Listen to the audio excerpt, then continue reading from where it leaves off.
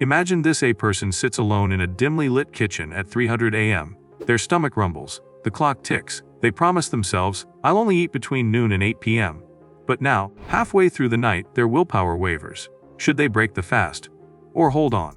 What if I told you that thousands of people doing intermittent fasting right now are walking a tightrope between health and hazard? And that the secrets behind the science are more complicated than the fad diet ads make it out to be? In this video, we will unravel the truth about intermittent fasting, its benefits, its risks, the science that supports or refutes the claims, and most importantly, who it might actually help or hurt.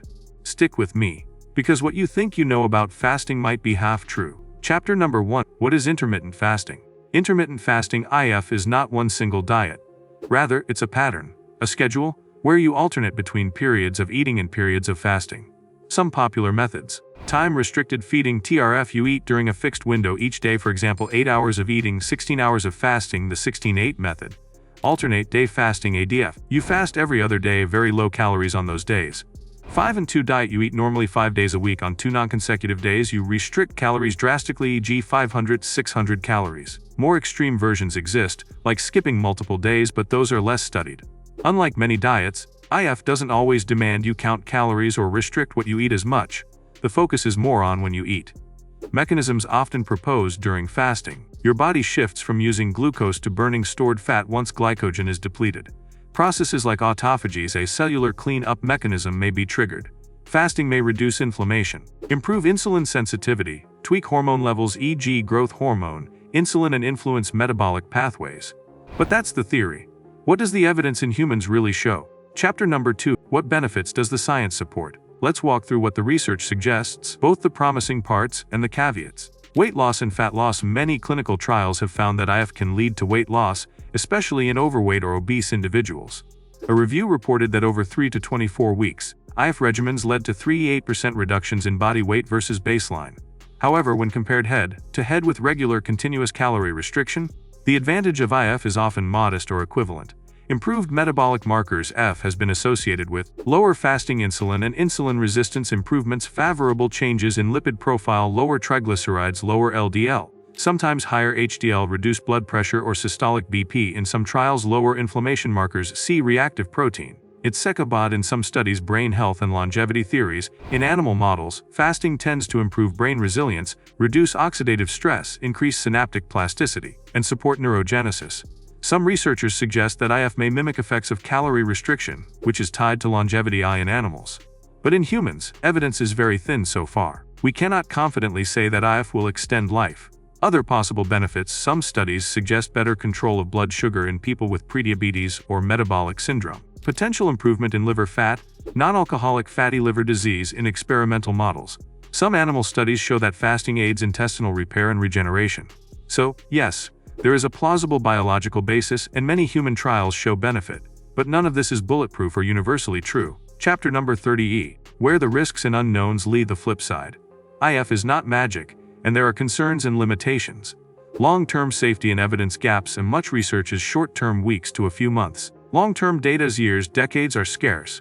And in one large observational analysis, over 20,000 US adults, an 8-hour eating window, i.e., more extreme TRF, was associated with a 91% higher risk of death from cardiovascular disease compared to those eating over 12-16 hours per day.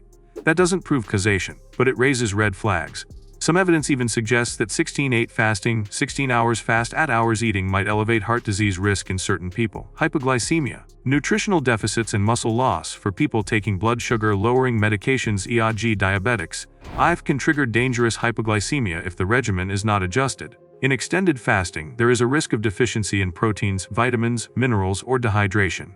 Muscle lean mass loss is a concern if protein intake is inadequate, especially when the fasting window is long. Adverse effects and quality of life issues. In the early phase, many people report headaches, irritability, dizziness, difficulty concentrating, hunger pangs, mood swings. Some individuals may develop disordered eating patterns, binge eating during the eating window, especially vulnerable people. Sustainability is often low. Many participants drop out of fasting regimens because it's psychologically or socially hard to maintain. Not safe for everyone. Certain populations should avoid or be extremely cautious. Pregnant or breastfeeding women, children or adolescents, underweight individuals, or those with eating disorders, People with chronic illnesses, kidney disease, liver disease, etc. People with history of heart disease or cardiovascular risks until more evidence is clear. Because we still don't know the full long-term effects, medical supervision is wise before trying extremes. Chapter number 4. When it works. Stories and examples. Let's follow two fictional but realistic characters to see how things might unfold differently. Ayesha's journey, positive outcome. Ayesha is 45, overweight by about 20 kg with borderline insulin resistance. She starts with a gentle 14-10 fasting schedules, 14 hours fast, 10 hours eat. Over 12 weeks, she loses C% of body weight. Her fasting insulin drops, her triglycerides improve, and she feels more energetic. She keeps a modest calorie target and focuses on protein, vegetables, and whole foods. Because she didn't start with extremes, her body adapts, she doesn't feel ravenous, and she retains more muscle. She monitors her progress with lab tests. Over time, she transitions to 16-8 on some days. She always listens to her body and occasionally pausing fasting when stressed or ill. Bilal's struggle. Cautionary tale of Bilal is 28, healthy looking, with no major problems but wants to look lean fast. He reads social media and jumps into a strict 24 plan as fast 20 hours, eat 4 hours. At first he loses fat, but after 2 months, he begins to suffer migraines, low concentration at work, irritability. One day he faints because of low blood sugar. He goes to a doctor, and labs show low protein, mild electrolyte imbalance, and muscle loss. He regrets going so aggressive, especially without supervision. These examples remind us success with F depends heavily on how you do it, which version, and whether you adjust to your body's feedback. Chapter number 50. How to try intermittent fasting safely. If you choose to, if someone wants to test if, here are guiding principles but not medical advice. Always consult a professional. Start mild. Start with a moderate version, e.g. 20-12 or 14-10, not jumping immediately to 20-4. Focus on nutrition, not just timing during your eating window. Prioritize protein, fiber, healthy fats, micronutrients. A bad diet in a narrow window won't help. Stay hydrated. Drink water, herbal teas, black coffee, no sugar during fasting hours. Hydration supports metabolism and reduces discomfort. Listen to your body. If you feel dizzy, fatigued, or faint, break the fast. Do not push through serious symptoms. Adjust for your health conditions. If you have diabetes, take medications under medical supervision. If you are older or have heart conditions, proceed cautiously. Cycle fasting. You don't have to do 365 days a year. Some people fast 3 to 4 days a week or use periodic fasting, intermittent fasting cycles. Monitor progress. Check body composition, lean vs fat mass, blood tests, lipids, insulin, liver, kidney, electrolytes. Adjust plan accordingly. Chapter number 60. The true verdict. So what is the truth? Let's distill what we've learned. Intermittent fasting is not a magic bullet, but it is a promising tool, especially for weight loss and metabolic improvement in many people. Its benefits in humans are real, but often comparable to standard calorie restriction when done well. Its long-term safety is not well established. Some associations, e.g., cardiovascular mortality and very aggressive TRF, raise caution. It can be risky if done poorly. Hypoglycemia, nutritional deficiencies, muscle loss, negative side effects. It's not for everyone. The decision to fast should depend on your health, lifestyle, and body response. In short, fasting is a tool, not a panacea. How you use it, the timing, the diet during eating windows, your health status, makes all the difference.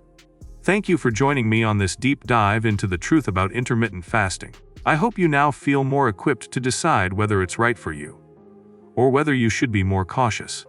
If you found this video helpful, please hit the like button, share it with someone considering fasting, and subscribe to the channel for more evidence-based health content. Don't forget to click the bell icon so you get notified when I upload new videos. Leave a comment. Do you practice intermittent fasting? What method do you follow? Did you see benefits or drawbacks? I'd love to hear your experience. Stay curious, stay safe, and see you in the next video!